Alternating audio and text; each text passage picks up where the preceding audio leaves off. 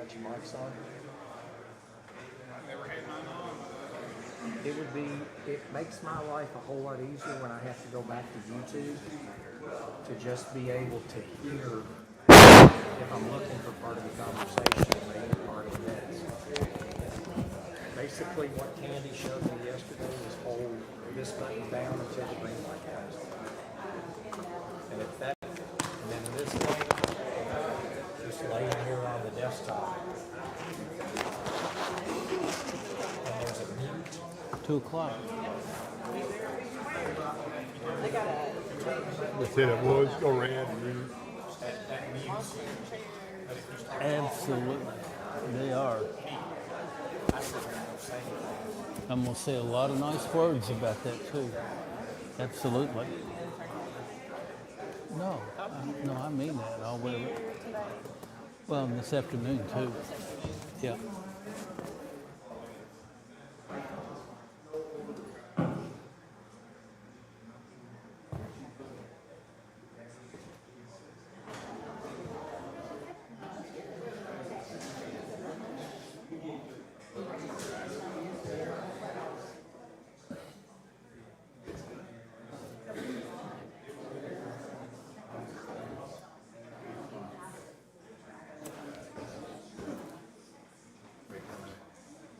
It's Matt and Paul and Tom and Cheney. Yes, ma'am.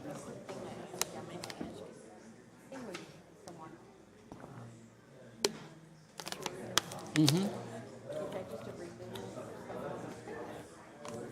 No, it's new.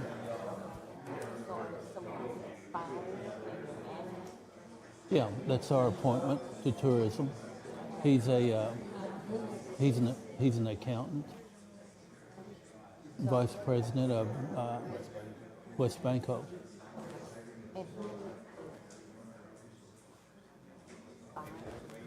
Gina, whatever her last name was, that worked out at Knob Creek. Hey, Vera.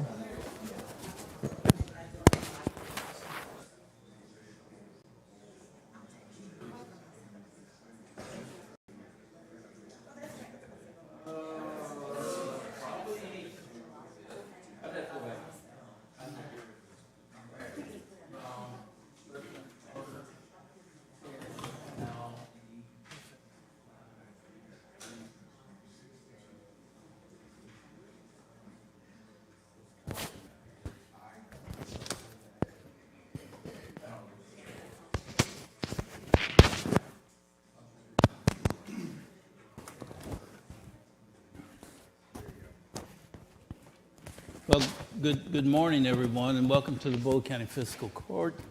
Excuse me. Today's October the 3rd of 2023.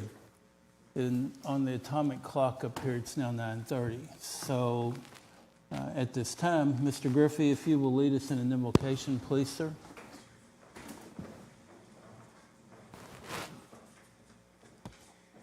Let us pray. Heavenly Father, thank you for the opportunity to come together as a community to do the business of this county. Lord, we ask your hand on each one of these leaders and everyone in this room. Guide us and protect us. In Jesus' name, amen. Amen. Pledge allegiance to the flag of the United States of America and to the republic for which it stands, one nation, under God, indivisible, with liberty and justice for all. Thank you, Keith. Sheet. Thank you, sir. Okay. At this time, Kevin, would you call the roll, please? Bring the court to order. Ms. Sanders? Here. Mr. Logston? Here. Ms. Johnson? Here. Mr. Bleemel? Yes. Judge Summers? Yes. Thank you. Treasurer's transfer report. Can Ann? Yes, Judge, and that is dated for today, October the 3rd, 2023. I'll make a motion that we accept the treasurer's report as presented. Second. Got a motion by 3rd District Magistrate Johnson, a second by 4th District Magistrate Bleemel to approve the treasurer's transfer report as presented. Kevin, call the roll, please. Mr. Logston, Yes. Ms. Johnson, Yes. Mr. Blamel, Yes. Judge Summers, Yes, Ms. Sanders. Yes. thank you. The presentation approval of all bills. I make a motion that we approve the presentation and approval of all bills. Second. Yes, ma'am, and we have an addition to the bills. We do, sir. It was a little late to come in on the report for your all's approval, but it is for S&O contracting is for our 11 junction additions for our EMS building, and it is in the amount of $94,446.50 in addition to these. Thank you, Ken Ann. Any other discussion? That's our second draw, $600,000 project. Kevin, call the roll, please. Ms. Johnson, Yes. Mr. Blamel, Yes. Judge Summers, Yes, Ms. Sanders, Yes. Mr. Logston. Yes. thank you. Approval of the minutes for September the 5th, the special meeting on the 5th as well, and September the 19th of 2023. I'll make a motion that we approve the minutes dated September the 5th and September the 19th, 2023. I second the motion. Got a motion by 2nd District Magistrate Logston, a second by 1st District Magistrate Sanders to approve the minutes for the September 5th special meeting and the September 19th meeting of 2023. Kevin, call the roll, please. Ask a question. Who made the motion? I did. Mr. Logston, yes. Hey, Second. okay. That's okay. All righty. Mr. Blamel, Yes. Judge Summers, Yes, Ms. Sanders, Yes. Mr. Logston, Yes. Ms. Johnson. Yes. thank you, Kevin. At this time, we had some guest speakers on presentations. I'm so pleased to see District 5 here today. Matt, you and your team, Mr. Cheney, Mr. Hall. The other two gentlemen I'm not real familiar with, but we're glad to see you all here. So this is all about our rural secondary road program. Good morning, Judge Summers. I'm Morning. Tom Hall with KYTC's District 5 office. I'm the planning section supervisor. And like you said, we're here to present our recommendations for our this year's rural secondary paving program.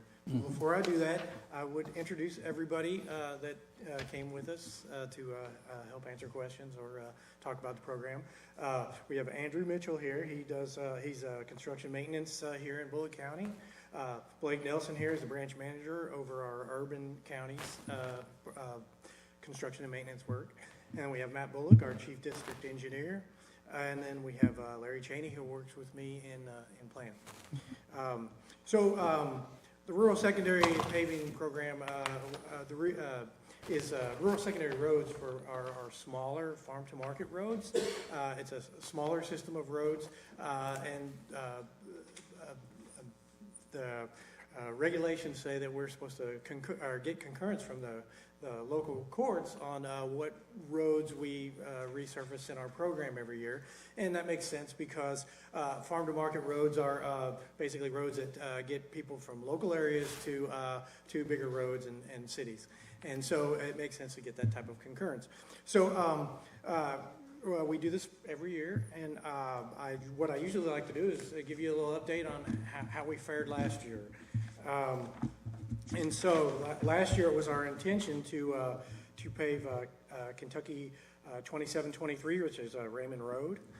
We were to pave 2.83 miles of that road and also do some guardrail installation and also replace 3 significant box culverts. And the majority of that work was done, and we're doing some finish-up work, but I'm happy to report that we're pretty much done with that. That brings us to this year's program, and what I like to do is walk you kind of through this long sheet that we present, and it talks about all the expenses associated with the program and how much money we start with, what it gets divvied out to, and then ultimately what roads we have money to pave. So what I'll basically start with is we start with a prior year balance, how much money we carried forward from the previous year, and that was $278,077. And then every year we get some new money, which is our initial allotment. And for Bullitt County, that is $1,075,896. So our total funds available for the 23-24 program are $1,353,973.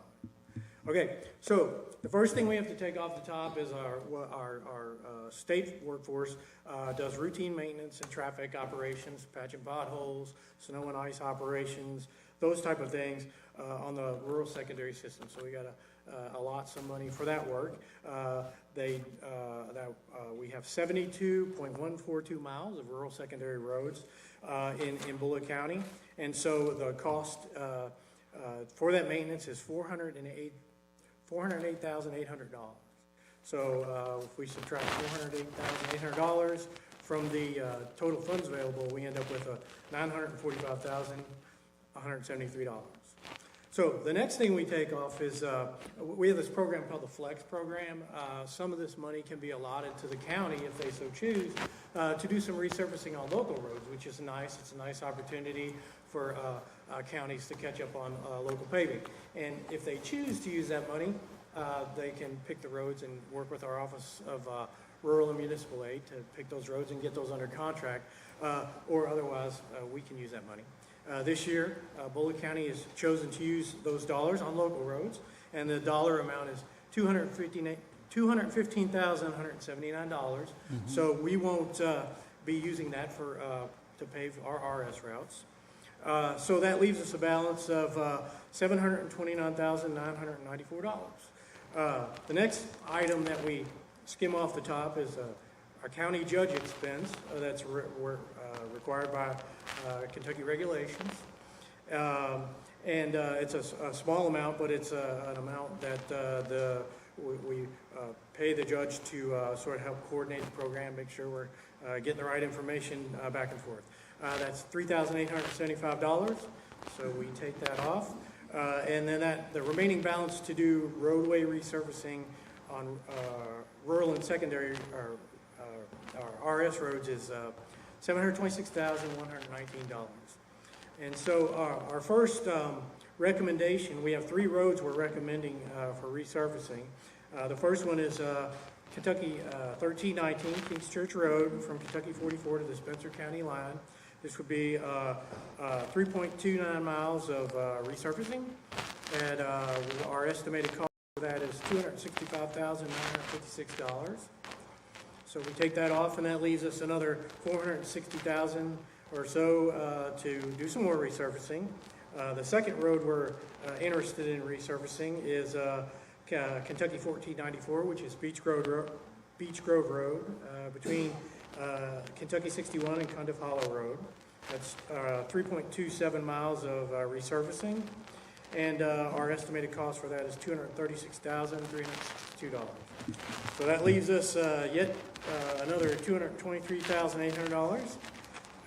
So our third and final RS road we'd like to resurface is Kentucky 2724. That's Horsefly Hollow Road from Kentucky 251 to Kentucky 1494, and that would be 3.80 miles of resurfacing work. And so when we subtract that from our balance of the cost of that project from our balance, we end up sort of in the negative about $18,000. But that's close enough for government work. So we think that's how we want to spend our allotment if the county concurs with that. And typically, to get concurrence from the county, we ask for a resolution supporting our recommendations, and we can move pretty quickly with the resolution and go right into trying to get the project awarded and the paving work done. Or you can just agree in your minutes, and then a month later, when we see that those minutes are approved, then we can use that as our proof that we have coordination, approved coordination. Unless you all have any questions, that's our program, unless there's things that you might disagree with or other questions about state road work, we're here to listen. Yeah, I've got a question. I'm the magistrate in District 2, Mount Washington area, and I get, honestly, probably 3 to 4 calls a week about Kings Church Road. So, I mean, I'm obviously excited to see this part on there, but I was also under the impression that that job had already been put out for bid and that that work was supposed to start already. Is this something different than that? No, I think that's gonna be the project. We're like about, normally we would have this coordination meeting in March or Right. February or earlier in the year, and we weren't able to coordinate that well. So we're at the point now where we're so late in the year, we don't want to miss our opportunity to get it done. So we're kind of ahead of the curve a little bit. Okay. And we don't, we could be in a position to stop work if there was something wrong with that. Again, that's a pretty rare occurrence. I've been doing this program for 16 years, and this would be the first that our resurface is kind of a little bit ahead of our concurrence. Okay. No, Okay. I'm super excited to see that. I know people in my area, that road is really bad, so it's good to see that that's going to be resurfaced, and I'm 100% in favor of moving forward. Okay. I have a couple questions. It's not in my district, but Greenbrier, I travel often, and it's crumbling away in many different areas, but it looks like some work's been going on there, y'all. Do We- some work on Greenbrier? No, and to help you, Magistrate, we did Greenbrier 2 years ago, completely resurfaced it all the way through. Oh, Yeah. there's, That's the county portion. She's referring to the state. There's two State. different type of Greenbriers in our area that people refer them to. This is the one that's really bad she's talking about. It's basically turned into a bypass. Anybody that has GPS, if you're traveling from Shepherdsville to Mount Washington, when they put the industrial park there in the sports complex, it redirects you left onto the road that she's referring to. And there's several areas where I think our county road department had to go out, even with y'all's cooperation, put some cones up where it is collapsing right there, literally probably throwing a rock distance from Highway 44. But I'm glad you brought that road up because it's very bad. treacherous. And it's very Scares me dangerous to death. because the It is. GPS redirects semis, any kind of large vehicles on that road. And there's a lot of drop-off areas. I mean, there's literally accidents, every week where somebody has driven off the road because there's no shoulder or something there. But that road definitely in the future needs to be, sooner than later, put on something. Not necessarily here, but definitely something needs to be done to that road. Well, even just the general maintenance, somebody needs to go out there and take care of a few emergency spots. Well, and on Hebron Lane, close by where the big, where we had the road, the sinkhole there, there's a large area there where it's collapsed into. It's on the opposite side of it. Are you all familiar with that? Yeah. Down by the bridge, there's a large portion where the asphalt's crumbling. But Blue Lake's looking really good. Did you hear that part? Well, But Blue Lake's looking really good. Oh, that's great. Okay, good to hear, good to hear. All right, anything else? I do have one. On Highway 44, going toward Dixie Highway, which would be west, right across the bridge, it's really bad. It's gone down. It's almost, you're going across it, if you were not aware of it, and you're going at regular speed, you will jump it. It's really bad. It's the first bridge. So we were waiting on Raven Road to fix that, so that we can use that as a detour, so we can fix that spot. Okay, Now that Raven Road's done, Right. we'll start fixing that. so you're very aware of that. Yes. I greatly appreciate that. Thank you.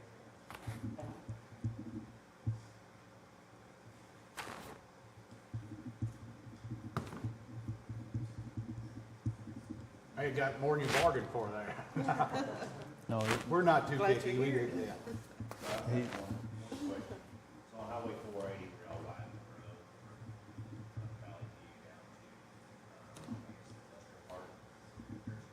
couple of small county roads that intersect with it, because they might have had different county street signs, like stop signs and things. And, so the contractor was staying with those back up, because the county doesn't have a road department. You don't know that. You're talking about there were existing signs there. Valley Drive. So we're not completely done with that project as far as seating and all that, so I'll take that down. I didn't think it was completely done. Yeah, I didn't know. I talked to the road department. They signs, temporary stop signs. We'll look at making sure we get those back up.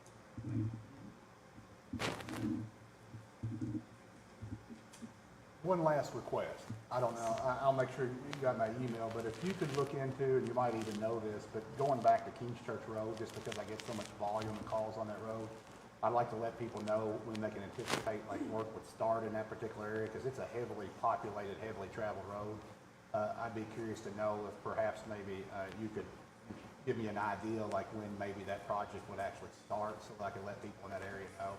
I have heard that it was awarded to Louisville Paving, I'm not sure. But I've left a couple messages and I've yet to receive a phone call back. So maybe some influence from your side might help a lot. But I'd love to say, hey, residents of Kings Church Road, be prepared. We're starting today, or we're starting tomorrow, or we're starting next week, because I've kind of been like, yeah, I've kind of been like that. Hey, they're supposed to start next week. I heard it's next month. And so I don't know if people even listen to me anymore. So if you could give me How soon you want it? I take it right now if you got it. If you got it, yeah. As soon as you got it. That would probably depend on the concurrence, but I believe that would be very soon. Yeah, Okay, yeah, okay, good fair deal. enough. So we better pass this very soon. Yeah. So what I'd like to do, let me find my paperwork here. We need a resolution.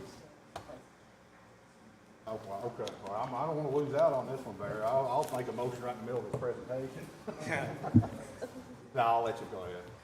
I don't have a whole lot other than we presented our recommendations, and we would seek your concurrence if you're in agreement. Well, I'll put it in the form of a motion that we accept the rural secondary road program presentation as it was presented today. I'll second. I have a motion by Second District Magistrate Logsdon, and a second by Third District Magistrate Johnson to do the resolution to accept the agreement with Kentucky Department of Transportation for the rural secondary program. Kevin, call the roll, please. Austin, Yes. Johnson, Yes. Lehman, Yes. Judge Summers, Yes. Ms. Sanders. Yes. And now we need an agreement. We did the resolution, correct? So now we need the agreement. I think with that, all we need is a copy of the resolution. Resolution, gotcha. Okay. Any other questions for Mr. Hall? No, I appreciate you all coming in. Yeah, absolutely. Sure. Or Matt, or Mr. Cheney? We see Matt quite frequently. Absolutely. So it's and we do appreciate all what you do. We know roads are, let's put it this way, it's a sensitive issue for all of our residents, but it's also a tough task to keep up with, especially with I-65 being the way it is. The degradation of our side roads is happening quickly, let's put it that way, with 61 and the excess traffic on 44 and up and down Blue Lick itself. So, And that 65 project's really turning out to be nice. I mean, it really is. I travel back and forth a lot, and it's convenient for a lot of people throughout this process. But I mean, it seems like they're doing a really good job taking it all the way down and building it all the way back up. It's going to be really nice to travel through here. It's been rough for a while, so appreciate all your work on that as and well. yeah, and while we're here and we have Tom and Mr. Cheney and our representatives from that literally do all the work here in Bullitt County as well, day to day, we also have the agreement with them, resolution on the Pine Tavern Road with our extra funds that we have, working with the state to be able to like $58,000 to blacktop that, along with the agreement to resurface Pine Tavern Road. Comments? Yeah, well, I need one for the resolution and also one for the, we need two motions for the agreement too. I'll make a motion for the resolution 23 adopting approving execution of agreement to resurface Pine Tavern Road. Okay? A second. Got a motion by 4th District Magistrate Blemo, a second by 1st District Magistrate, Sanders, to adopt the resolution to resurface Pine Tavern Road. Kevin, call the roll, please. Mr. Blingell? Yes. Judge Summers? Yes. Ms. Sanders? Yes. Mr. Lawson? Yes. Ms. Johnson? Yes. Thank you. And I'll also make a motion for the agreement with Kentucky Transportation Cabinet to resurface Pine Tavern Road. Yes, absolutely. Second. And I got a motion by 4th District Magistrate Blemo to approve the agreement to resurface Pine Tavern Road with the Kentucky Department of Transportation. And I have a second by 2nd District Magistrate Logston. Kevin, call the roll, please. Judge Summers? Yes. Ms. Sanders? Yes. Mr. Lawson? Yes. Ms. Johnson? Yes. Mr. Blingell? Yes. Thank you. Thank you, members of the court. Tom, Matt, Mr. Cheney, Andrew, help me with your name. Blake. Blake. Gotcha. And I'm sorry Bill's on vacation today, but anyway, we miss him, okay? But thank you all. Brian, is there a tavern on that road?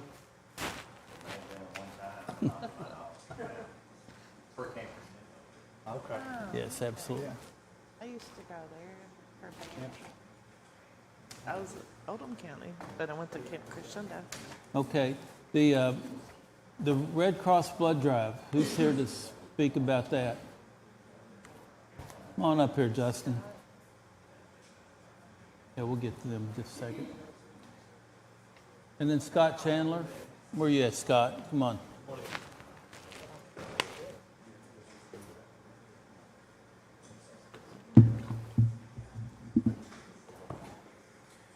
As most of you know, we have a countywide blood drive next Friday, the 13th at the station.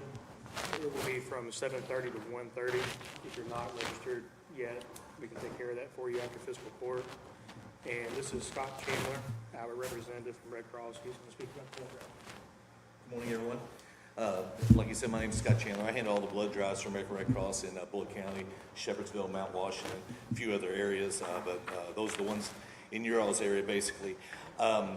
You know, whenever somebody says they want to do a blood drive, I always ask the first thing is, who's your donor base? Who are we trying to, you know, give, whether it's your people at your church, your people at your work, things like that. When Mayor Cabero asked me if he could do a blood drive as far as having a battle of the badges and getting all the, you know, first responders, the police, the firemen, EMS and everybody, ambulance and everything, to come out. We had that blood drive about, I think, August 2nd is when we had it, and did real well. Got 37 units that day. Again, this is a good donor base because this is a group of people that if they have not had a testimony about needing blood services in their life, they probably have a friend that did, you know, and so it's always easier to get people to come out and donate when they have had a history or they know somebody that's needed blood services and everything. So we usually get, whenever we have a Battle of the Badges, we usually have a pretty good turnout. We usually get a pretty good consistent donor base.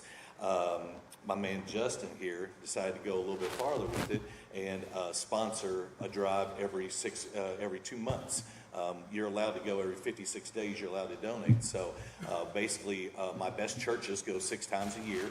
So after Mayor Cabero had his on August 2nd, here comes Justin in with these other 5 coming every 2 months. Just like all these cars out here on the parking lot, you know, an oil change is important for those to keep going.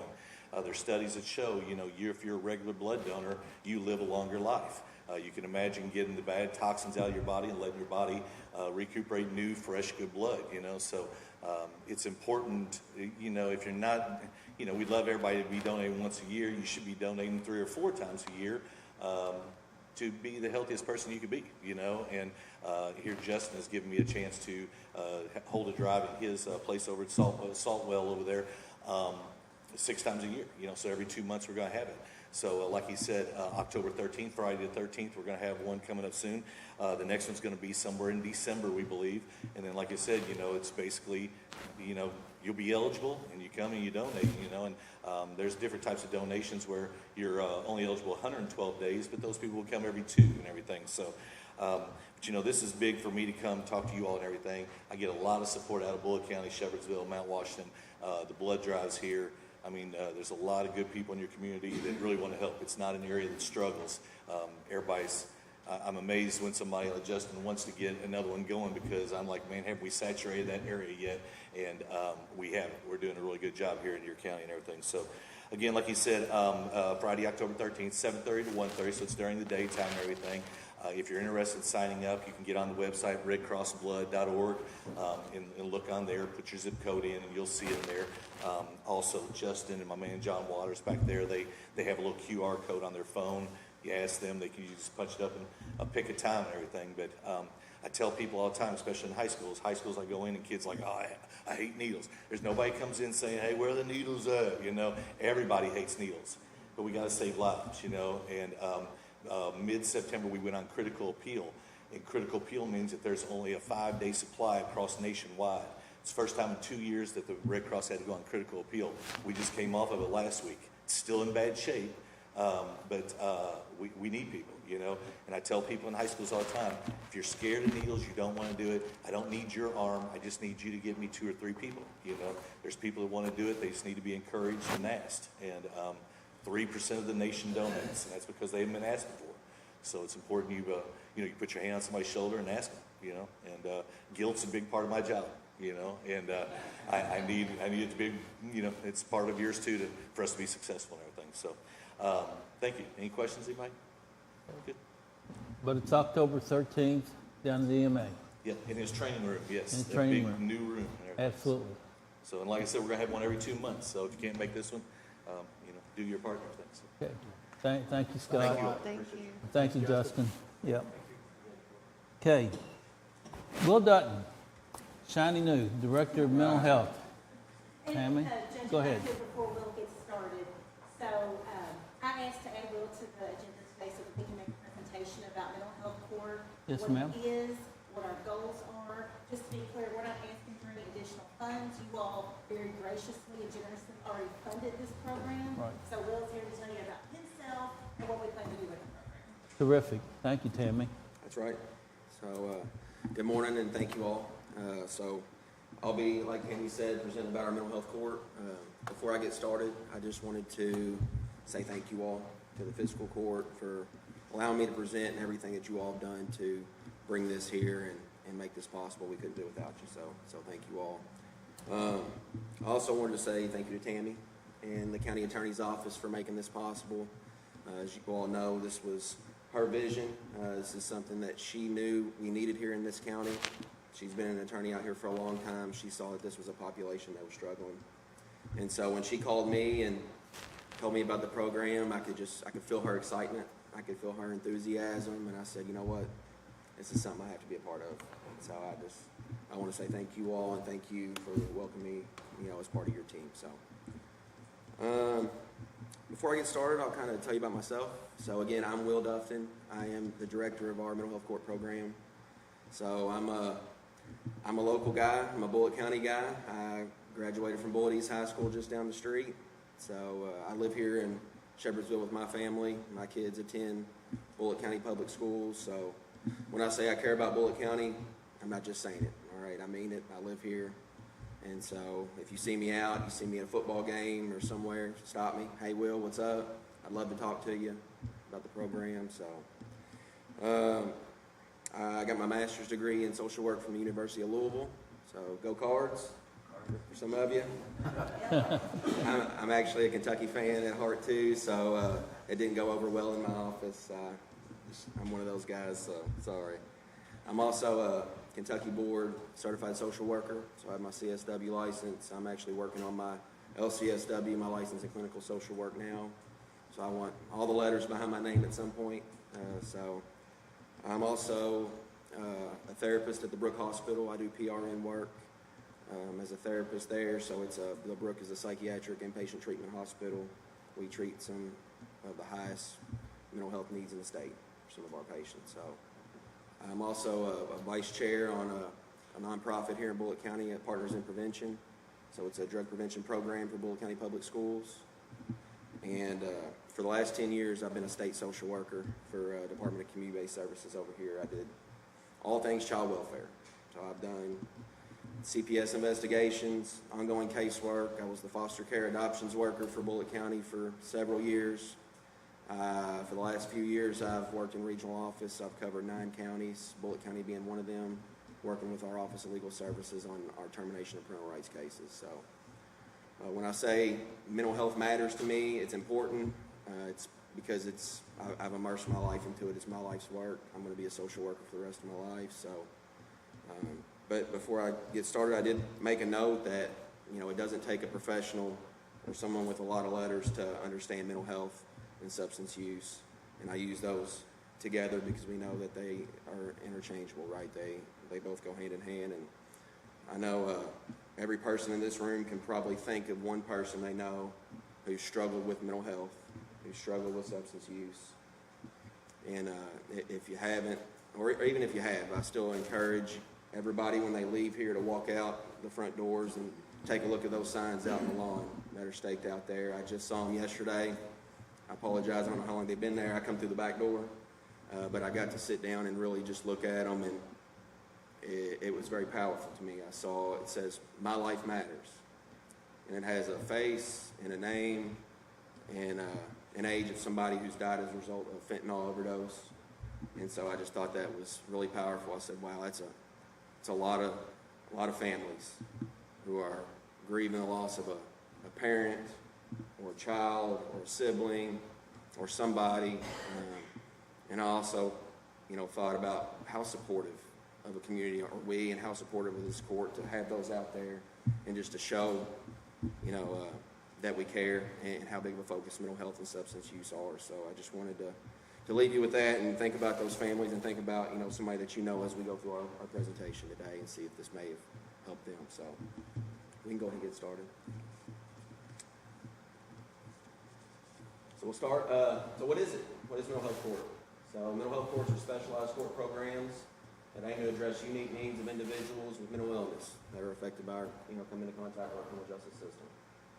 So they work to improve the well-being of these individuals with severe behavioral health issues, including mental illness, substance use, and intellectual disabilities. So, it's mental health court, but we're looking to treat people as a whole, right? We understand that they also have substance use issues at times. They also may have intellectual or developmental disabilities. So we're looking to treat all of those aspects and really make our clients successful.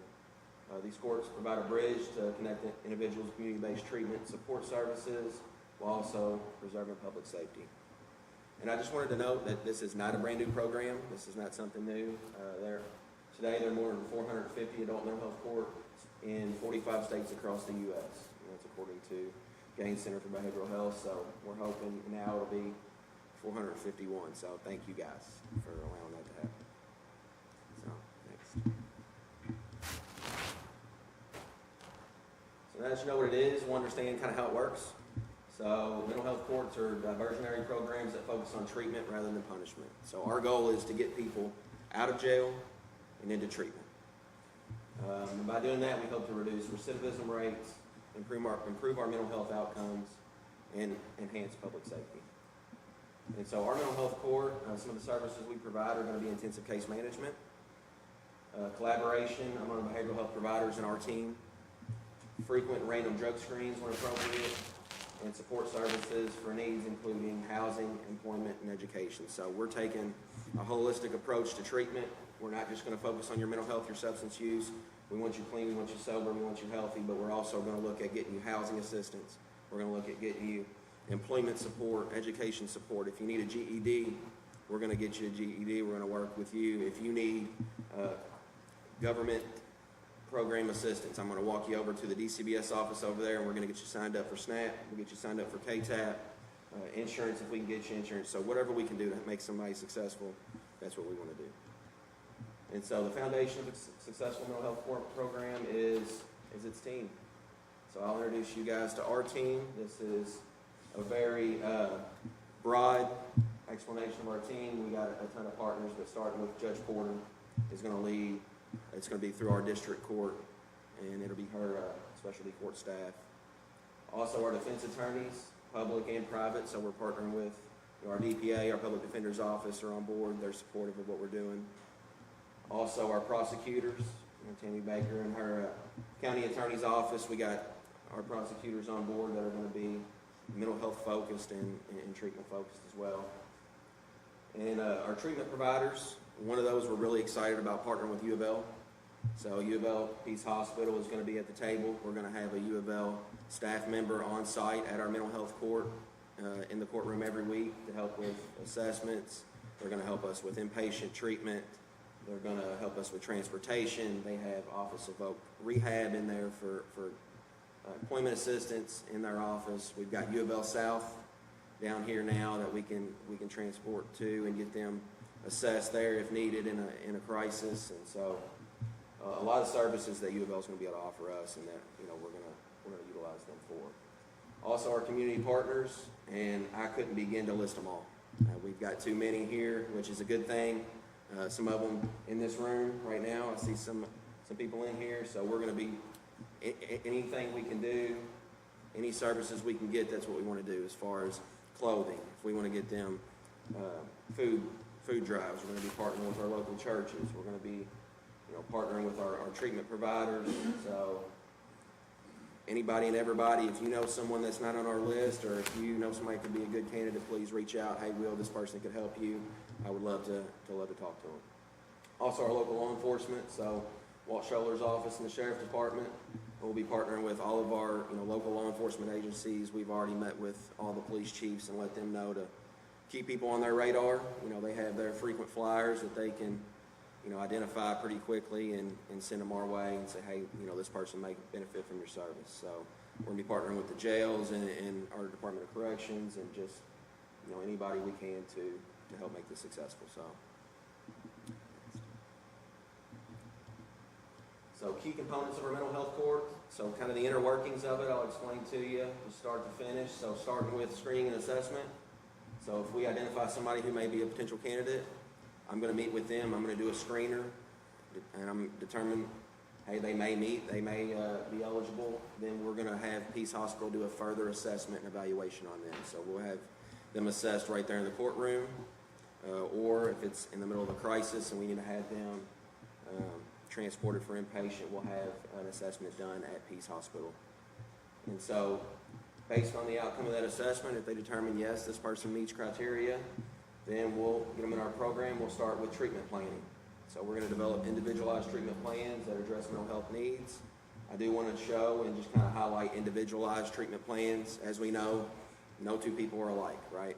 So we may both be struggling with mental health, but we have different lives. We have different barriers. We have different issues. And so we just want to really keep it individualized and treatment focused to make them successful.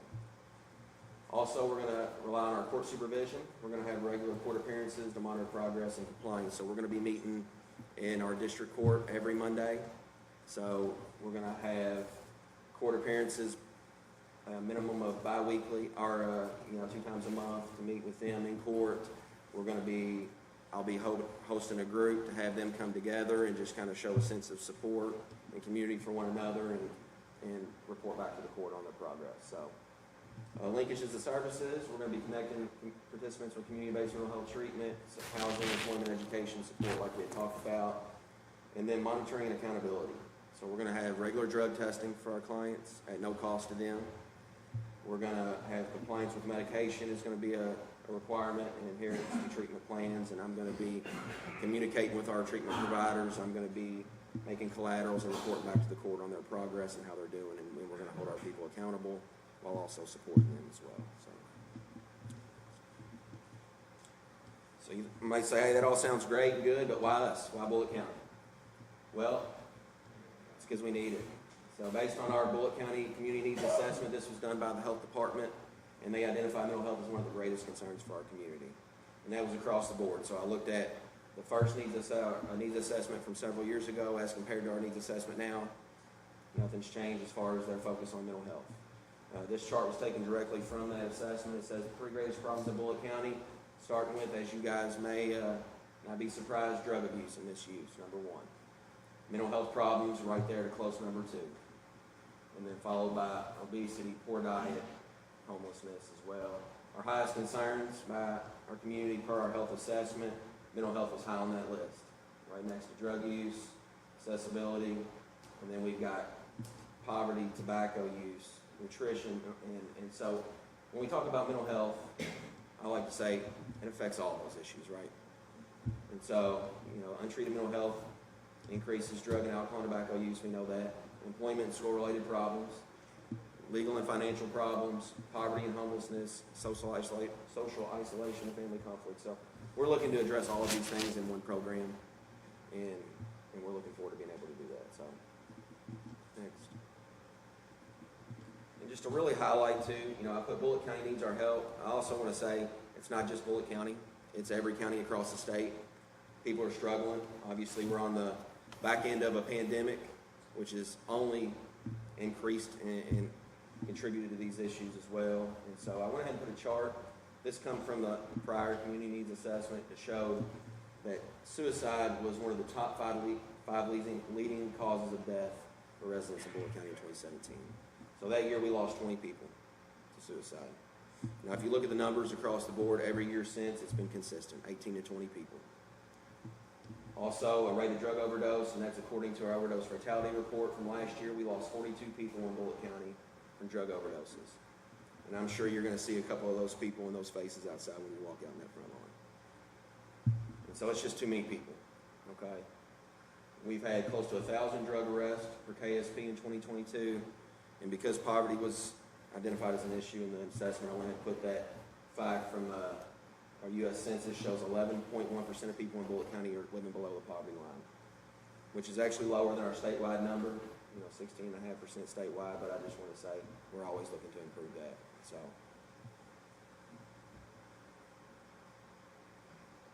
So some of our benefits of our mental health court.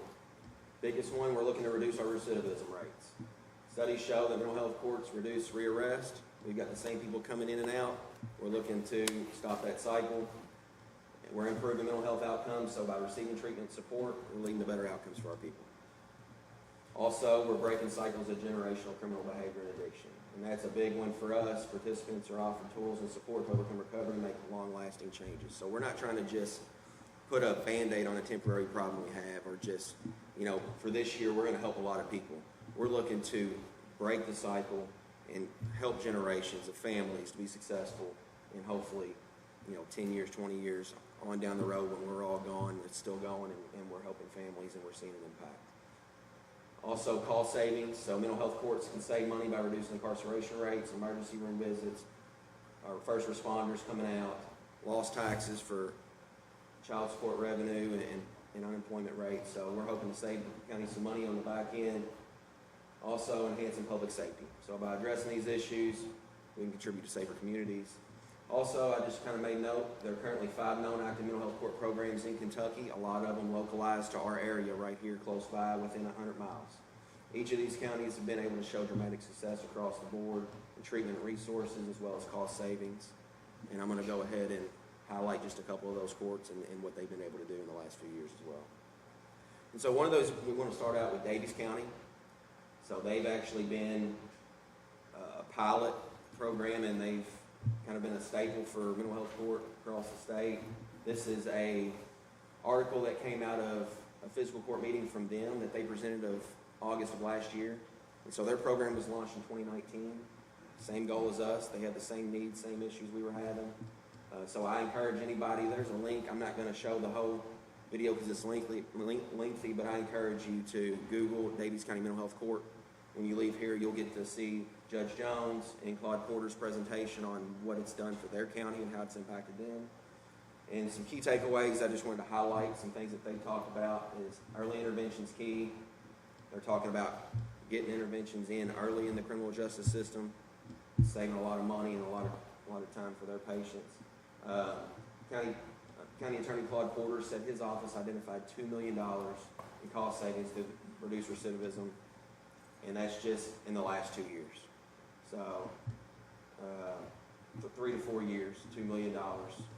They've served 216 people, and they said a 90% success rate, which I'm very optimistic. I'm hoping we can have the same result. So, also, Davies County reported that for every dollar spent on prevention, they're saving $100 on the back end. So it works. It's saving money. It's helping people. And another one I want to highlight, Fayette County, just right down the road, Fayette County Mental Health Court. They've been around since 2014. They were established. And this is an infographic. I know it's hard to see for a lot of you, but it comes straight from their article, talk about all the cost savings and impact that they've had. And so I just want to highlight, there was another statement I took from them. It said Kentucky incarcerates more individuals with severe mental illness than it hospitalizes.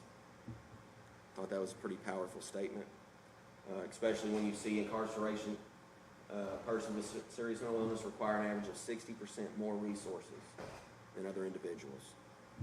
So we're getting people that reincarcerate at a higher rate. We're actually spending more money on treating them and keeping them and housing them than all of our other incarcerated persons combined. Also, each program graduate saves law enforcement $5,700 per quarter, and that's primarily through incarceration diversion. And in 9 years, they reported a nearly $6.5 million in savings for their community. And so there's just some key things I wanted to touch on. So just in conclusion, I just want to let you all know mental health, they play a vital role in addressing the needs of our people in the community and our criminal justice system. By providing treatment support, mental health courts contribute to improved outcomes, and they help build safer communities. And establishing mental health court requires collaboration, resources, and ongoing evaluation. So I want to thank everybody for their collaboration, their support, our community support. Also, I just want to leave you all with, this is a vulnerable population of people. Some of our top vulnerable. When you look at, kids and older adults, we look at our sick and our mentally ill. There are people that have had a lot of trauma. They need a lot of support. They need services. So this is just one way that we can lend a hand and say, hey, we're here. We see you. We care about you. And for me, I'm going to say I want you in my program. And I just want to leave you with that and say thank you all for your time. And any questions, concerns, comments, I'm happy to hear them. And again, thank you. Well, Will, I want to thank the County Attorney, Tammy, for bringing this to us and for, looks like a great hire, someone who's passionate about this and from Bullitt County itself. Bullitt East graduate, University of Louisville, well qualified. And we look forward to seeing results similar to what we've seen. We just spent some time up in Covington as well at the Life Learning Center. So we're here to help and support. And again, Tammy, thank you for starting this, and we look forward to working with you all in the future. No, thank you, Judge. Thank you, Fiscal Court. Thank you, Keith. Yes. You all have been 100% supportive. I didn't get any pushback at all when I came to each of you individually to talk about this program. I think everybody saw the need for it. Judge Porter has been 100% supportive. She's all in. I think we're going to see some good success with this program. And we plan to come back quarterly to give you all updates on how many people we're serving and what our outcomes are. And our county cooperation with U of L has made this possible as well. They're going to be a wonderful partner with us in this program. And they're billing zero to Bullitt County. They're going to bill people's insurance or sign people up for passport if they don't have insurance. Okay. So none of those costs of the treatment come back to Bullitt County. I want to echo what he said. Thanks a lot. Thank you, Tammy, obviously, for taking the lead with this. And something I know you campaigned on and you made it happen. And we appreciate that. Thank you for taking, stepping up and taking this position. I mean, it's exciting to hear you. Like he said, you're passionate about this. I know it's going to be a positive thing. It is a vicious cycle. People just kind of go in and out. So to have this outlet is a way to try to help those people and individuals suffering. That's going to be really good. So thank you all both. Thank you. Yes, thank you both.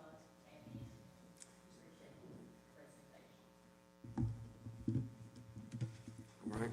Thank you. Thank you. Yes, sir. Okay, back to new business. Charlie, first reading and public hearing for zoning ordinance 2023 Z-53, James Jewell.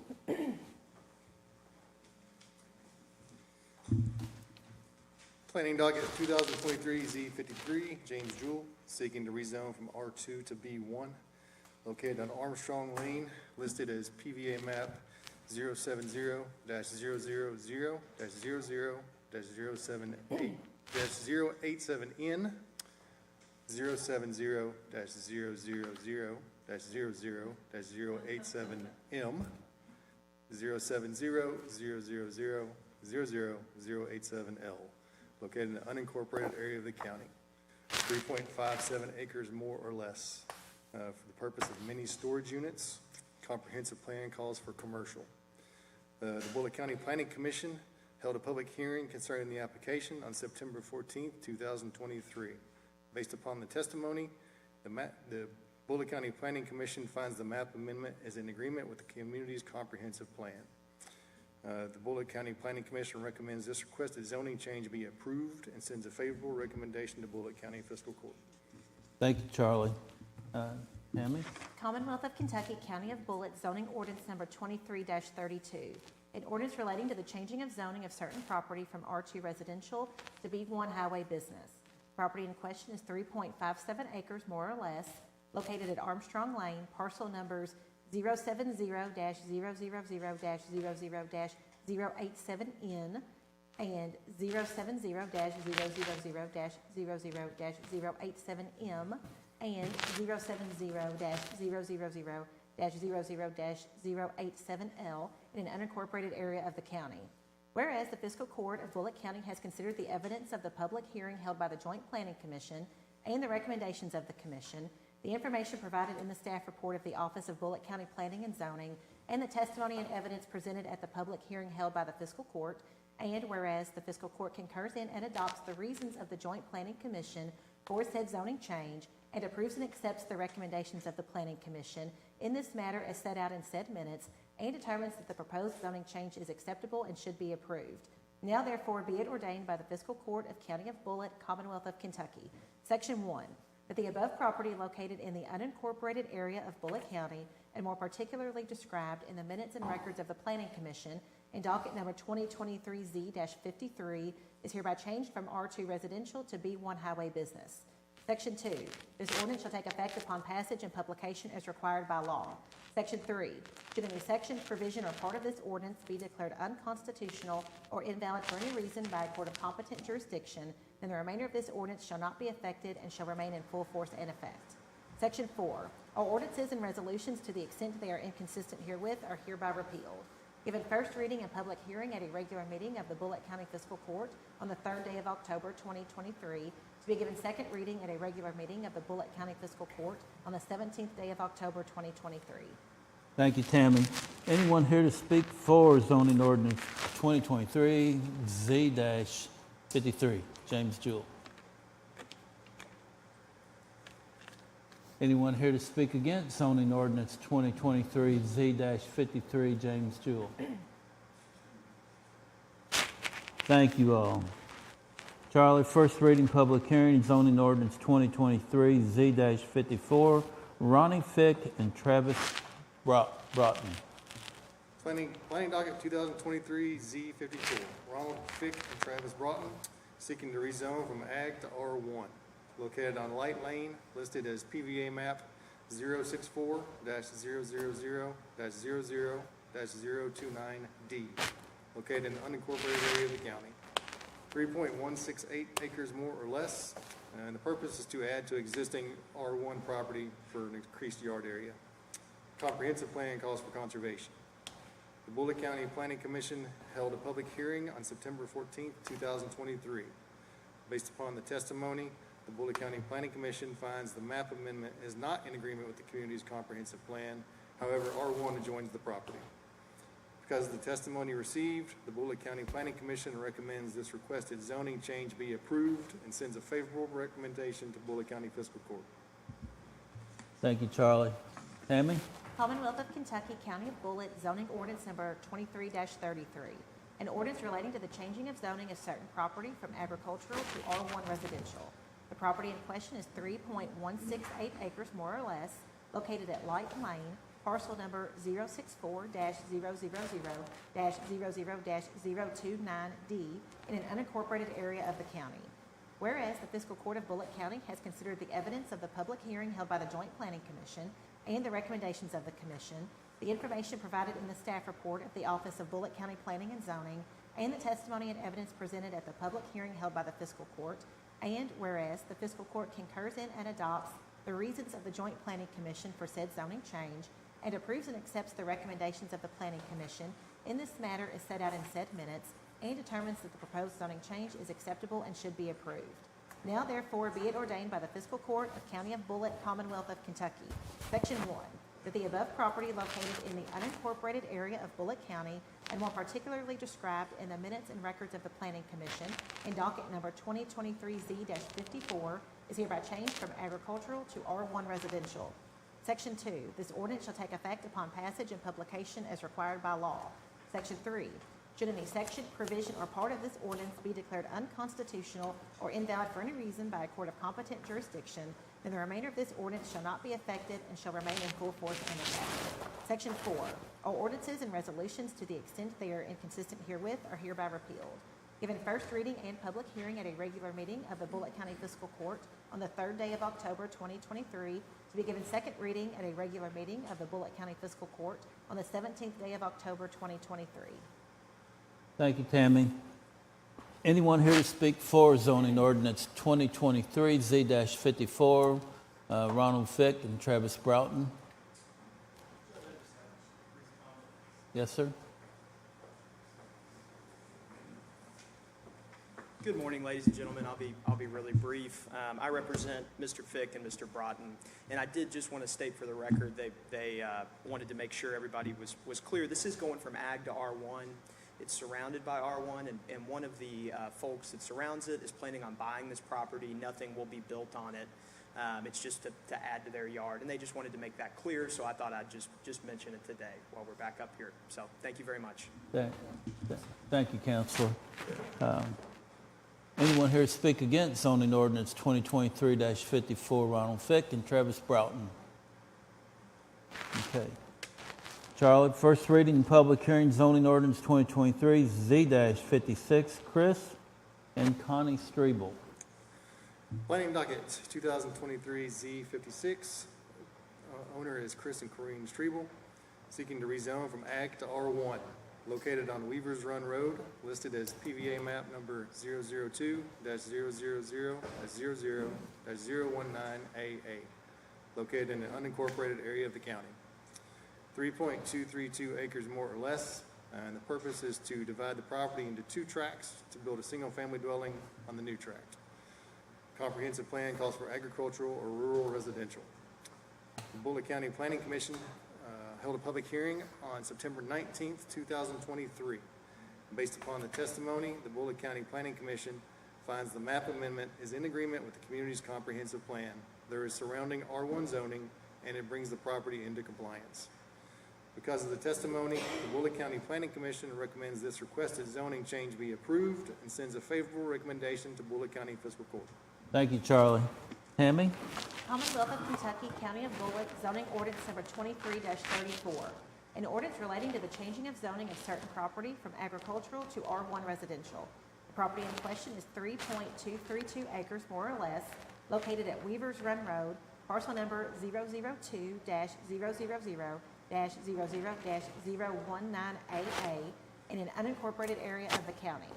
Whereas the Fiscal Court of Bullitt County has considered the evidence of the public hearing held by the Joint Planning Commission and the recommendations of the Commission, the information provided in the staff report of the Office of Bullitt County Planning and Zoning, and the testimony and evidence presented at the public hearing held by the Fiscal Court, and whereas the Fiscal Court concurs in and adopts the reasons of the Joint Planning Commission for said zoning change, and approves and accepts the recommendations of the Planning Commission in this matter as set out in said minutes, and determines that the proposed zoning change is acceptable and should be approved.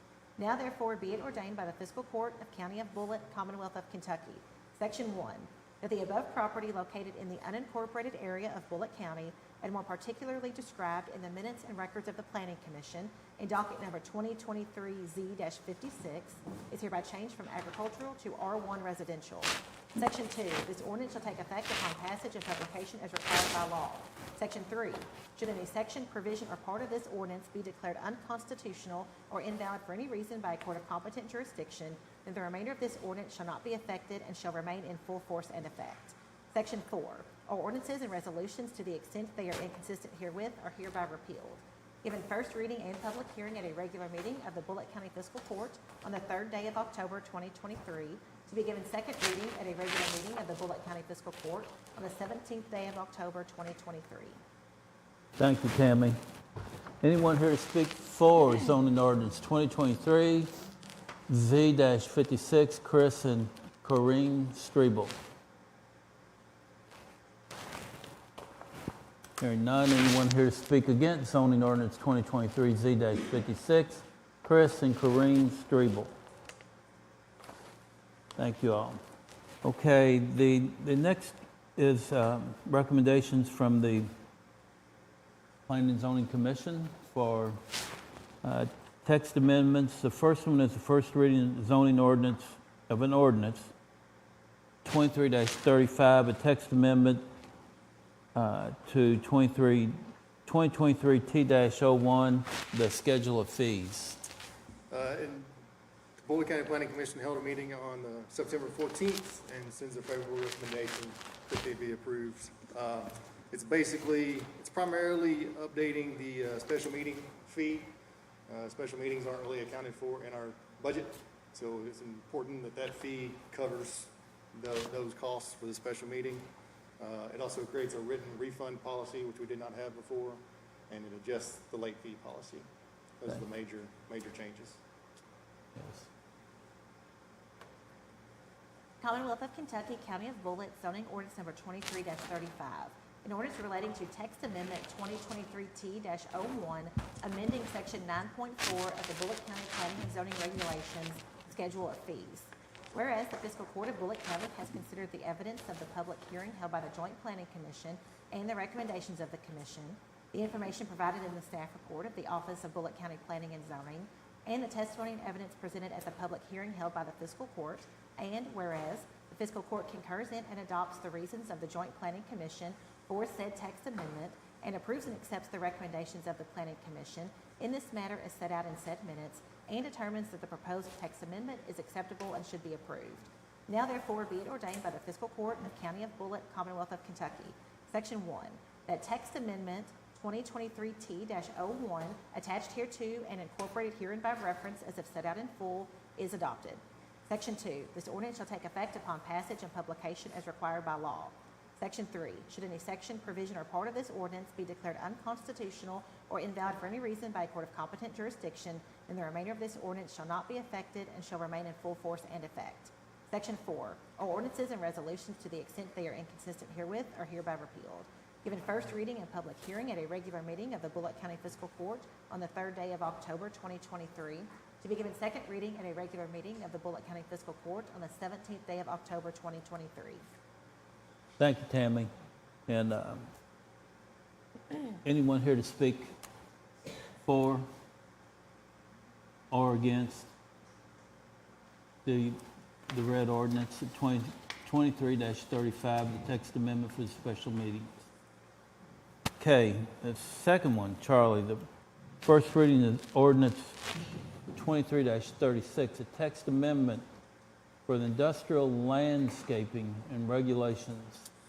This text amendment came about at the request of the Planning Commission. We started working on this in, I think, February, and had multiple discussions. It creates more robust landscape requirements for industrial, IL, and IG properties. It was modeled after the tourism overlay requirements. We just took off some of the more onerous touristy and pedestrian related ones for consistency and whatnot. So the Planning Commission held a meeting on September 14th, 2023, and sends a recommendation that the proposed amendment be approved. Okay. Commonwealth of Kentucky, County of Bullitt, zoning ordinance number 23-36.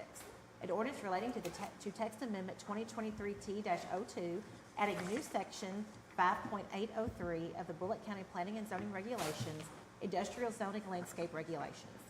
Whereas the Fiscal Court of Bullitt County has considered the evidence of the public hearing held by the Joint Planning Commission and the recommendations of the Commission, the information provided in the staff report of the Office of Bullitt County Planning and Zoning, and the testimony and evidence presented at the public hearing held by the Fiscal Court, and whereas the Fiscal Court concurs in and adopts the reasons of the Joint Planning Commission for said text amendment, and approves and accepts the recommendations of the Planning Commission in this matter as set out in said minutes, and determines that the proposed text amendment is acceptable and should be approved. Now therefore be it ordained by the Fiscal Court of County of Bullitt, Commonwealth of Kentucky, Section 1, that text amendment 2023T-02, attached hereto and incorporated herein by reference as is set out in full, is adopted. Section 2, this ordinance shall take effect upon passage and publication as required by law. Section 3, should any section, provision, or part of this ordinance be declared unconstitutional or invalid for any reason by a court of competent jurisdiction, then the remainder of this ordinance shall not be affected and shall remain in full force and effect. Section 4, all ordinances and resolutions to the extent they are inconsistent herewith are hereby repealed. Given first reading and public hearing at a regular meeting of the Bullitt County Fiscal Court on the 3rd day of October 2023, to be given second reading at a regular meeting of the Bullitt County Fiscal Court on the 17th day of October 2023. Thank you, Tammy. Anyone here to speak for? Zoning keep wanting to call it a zoning ordinance, just ordinance for the Planning and Zoning Commission, 2023 T-36. Amendment number 2023 T-02. Hearing none. Charlie, first reading of ordinance 23-37, text amendment 2023 T-03 for our zoning overlay district on 245. And this one is to, the tourism overlay did not appear to have definitions for type 1, 2, 3, and 4 landscaping. So this created the industrial zoning, created those, and we're adopting the same ones for consistency. It also makes slight adjustments to the boundary. Okay. Bullitt County Planning Commission held a meeting on September 14th, 2023, and sends a recommendation that the proposed amendment be approved. Okay. Tammy? Commonwealth of Kentucky, County of Bullitt, zoning ordinance number 23-37, an ordinance relating to text amendment 2023 T-03, amending the special overlay district of the Bullitt County Planning and Zoning Regulations, industrial zoning landscape regulations. Whereas the Fiscal Court of Bullitt County has considered the evidence of the public hearing held by the Joint Planning Commission and the recommendations of the Commission, the information provided in the staff report of the Office of Bullitt County Planning and Zoning, and the testimony and evidence presented at the public hearing held by the Fiscal Court, and whereas the Fiscal Court concurs in and adopts the reasons of the Joint Planning Commission for said text amendment, and approves and accepts the recommendations of the Planning Commission in this matter as set out in said minutes, and determines that the proposed text amendment is acceptable and should be approved. Now therefore be it ordained by the Fiscal Court of County of Bullitt, Commonwealth of Kentucky. Section 1, the text amendment 2023 T-03, attached hereto and incorporated herein by reference as if set out in full, is adopted. Section 2, this ordinance shall take effect upon passage and publication as required by law. Section 3, should any section, provision, or part of this ordinance be declared unconstitutional or invalid for any reason by a court of competent jurisdiction, then the remainder of this ordinance shall not be affected and shall remain in full force and effect. Section 4, all ordinances and resolutions to the extent they are inconsistent herewith are hereby repealed. Given first reading and public hearing at a regular meeting of the Bullitt County Fiscal Court on the 3rd day of October 2023, to be given second reading at a regular meeting of the Bullitt County Fiscal Court on the 17th day of October 2023. Thank you, Tammy.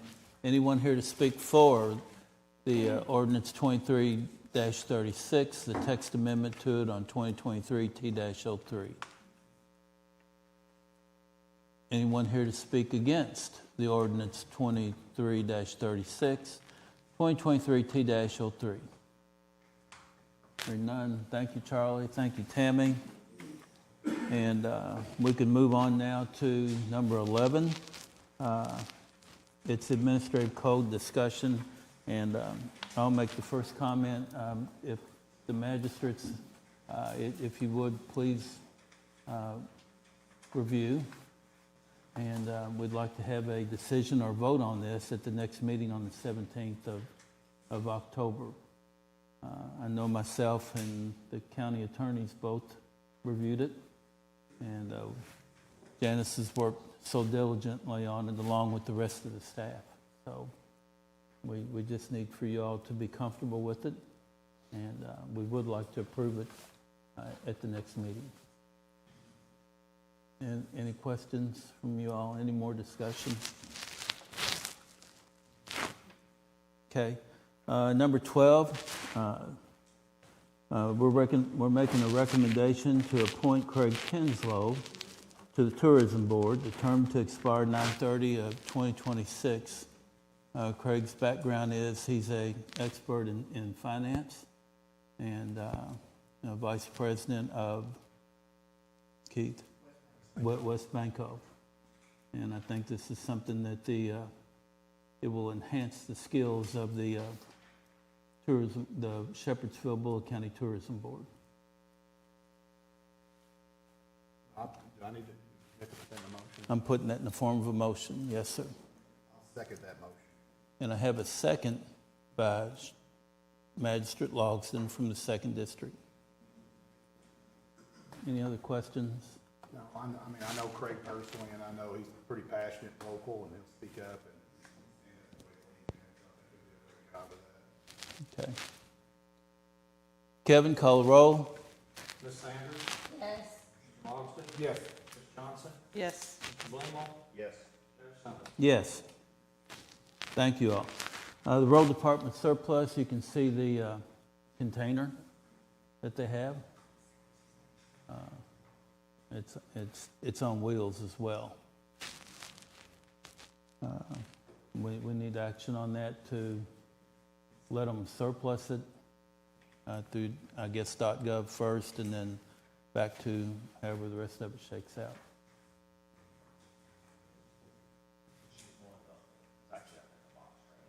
Is that what it is? Yeah. Good. Yeah. Just wore out or something.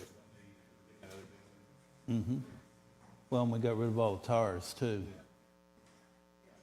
All right, I'll put that in the form of a motion that we accept the request by the road department to surplus the box, cargo trailer, box trailer.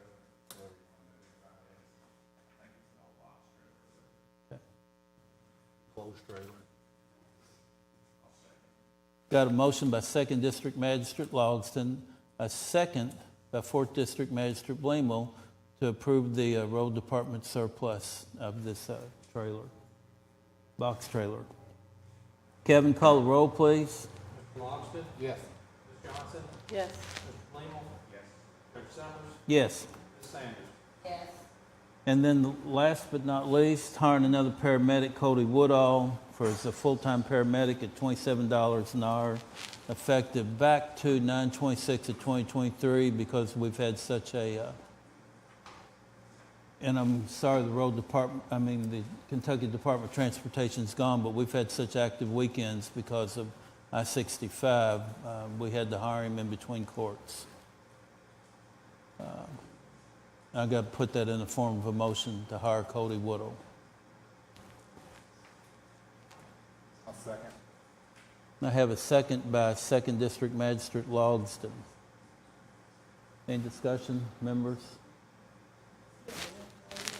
He's new. Yes, ma'am. He's shiny new.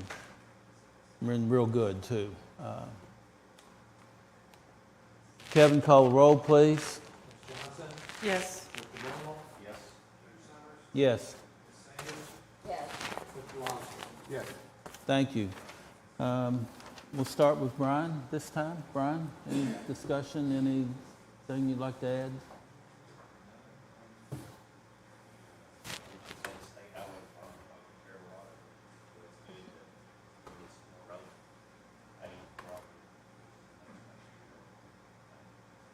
Yes, sir. Good deal. Thank you, Brian. Karen? I have all kinds of excitement, but first I want to congratulate Tammy on getting that mental health court. I know you've been working really hard on it, and I am excited about it, and I can't wait to see the results and hear the data on that, the statistics. But if you haven't been on Blue Lick in the last day or two, you might want to get out on East Blue Lick. It's looking really good.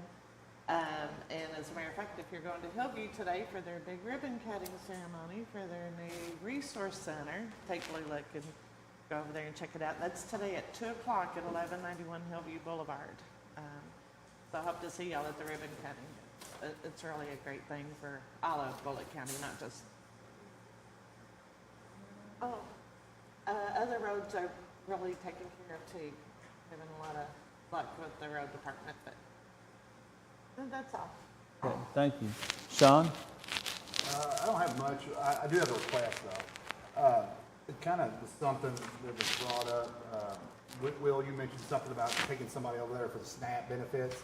I seen something yesterday, just, I'm in real estate and auctions, and the interest rates and stuff are raising. They're on the rise so much. That's like a $250,000 house, for example. 2 years ago, the payment was $1,000. Now it's $1,700, almost $1,800. You're talking about $700-800 more just for an average $250,000 house. And you mentioned SNAP. I personally am really unfamiliar with a lot of those different programs.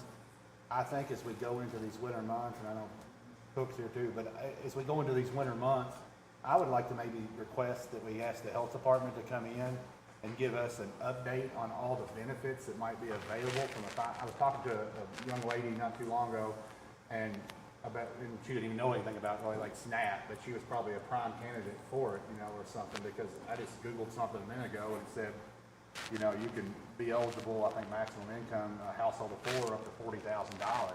So I think there's a lot of people out there that might be eligible for some of these programs and assistance that don't even know it, or they might be embarrassed to take to reach out. I'd like for maybe if we could request the health department, very similar to what you did today, maybe come in, and I might be talking out of line. It might not just be the health department. There might be another office or something, cabinet of health, family service. I don't know.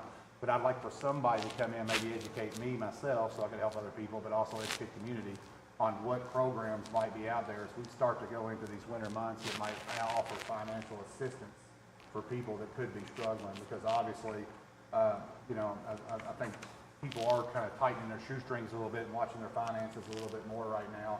And if we can make sure that people are aware of those programs that are out there, whether it's utility assistance or whether it's housing assistance or whatever it is, I think it might be a good time right now to educate them people and try to, and I'd like to educate myself so I can help people. So if maybe we can put a request in to them over there to come here and maybe present all the different things that are out there that could help somebody that might be struggling. I think the timing would be really good. Okay. That's all I got. Well, we can do that. Thank you, Sean. Vera? I'd like to thank Christy for the great job she did on the tires. I know that it was a big success this past week. I've been watching on Facebook. So excited. Okay. Anything else?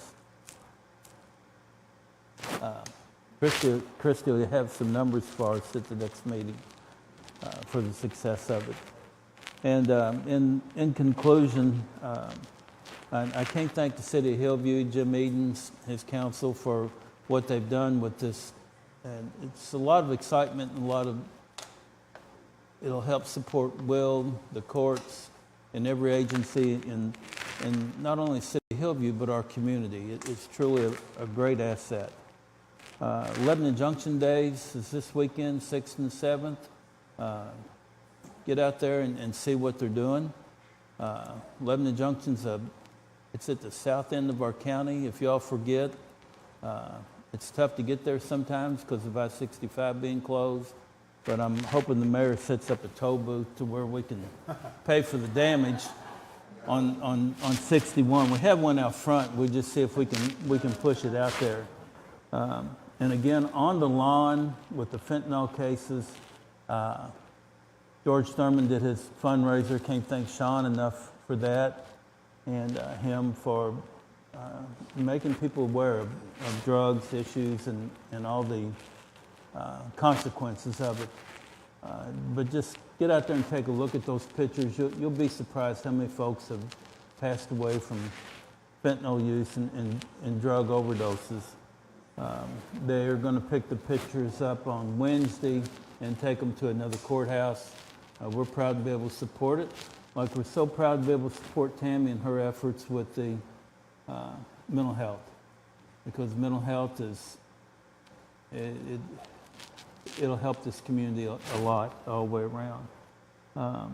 I would like to thank Mayor Dangerfield for being here today, and Councilwoman Preston, who just left. I know she has appointments, and Councilman Hibbert for being here as well. And at this time, Vera, what time is it? 10:52, time to adjourn. I have one motion to adjourn. I need a second. I'll second. Got a second by 3rd District Magistrate Johnson. Kevin, call the roll, please. Blaine? Yes. Judge Summers? Yes. Ms. Sanders? Yes. Ms. Lofton? Yes. Ms. Johnson? Yes. Thank you all.